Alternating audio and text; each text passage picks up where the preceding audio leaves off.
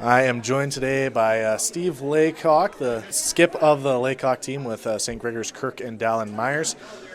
Here at an event where we just had the local schools come and learn some curling tips from you guys. How important is it for you guys to do events like this? I think it's really important. We had these type of opportunities when we were kids to see some of the top curlers and learn from them, and it's part of why we got where we are. So I think it's important we give that opportunity to other kids now.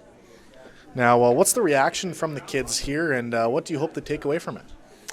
I think they have a lot of fun. We have a variety of age group. Like for some of the younger ones, we make sure that they have a good time out there and get some exercise and maybe see it as a sport they could do in the future. But we also had some older kids that were already a little bit competitive curlers and were eager to learn from us just some of the stuff we do to be great curlers. Now, you did kind of answer this a little bit, but is this kind of how you started curling? And walk us through kind of your journey into where you are now. Yeah, similar situations. I grew up in a small town and got introduced to it from my family, but at a pretty young age I had the opportunity to go to some curling camps and talk to some really great accomplished Saskatchewan curlers that were giving back to the sport in a similar way and teaching the kids. And some of these camps, I think hopefully will inspire some other curlers to stick with it and maybe look at it as a sport they could play competitively in the future. Now, growing up as a kid, did you ever think you'd get to this kind of level? I don't know if I thought I would get to this level. I definitely had dreams and aspirations to do it, but I think even in my wildest dreams to say that I've played in 6 Briars and won a world championship and have had success in one of the top-ranked teams in the world, I think that's more than I even would have asked for when I was a competitive curler at a young age. But that doesn't mean that that's where we're done. We're definitely aspiring for Olympics and to hopefully win a Briar one day.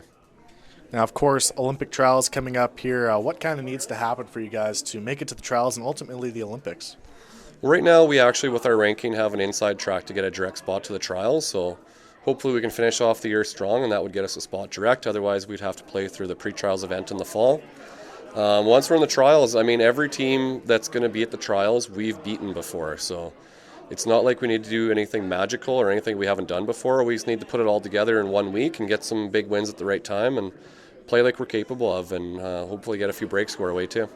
Hey, we're kind of talking about some of the tour events coming up here. What's next for you guys? Got a couple more tour stops to make, I'm sure. Yeah, we're lucky. Even though we didn't win the provincials this year, we still have a lot of exciting events to play in. For some people, it's the end of the road once provincials are done, but we still have 3 Grand Slams left.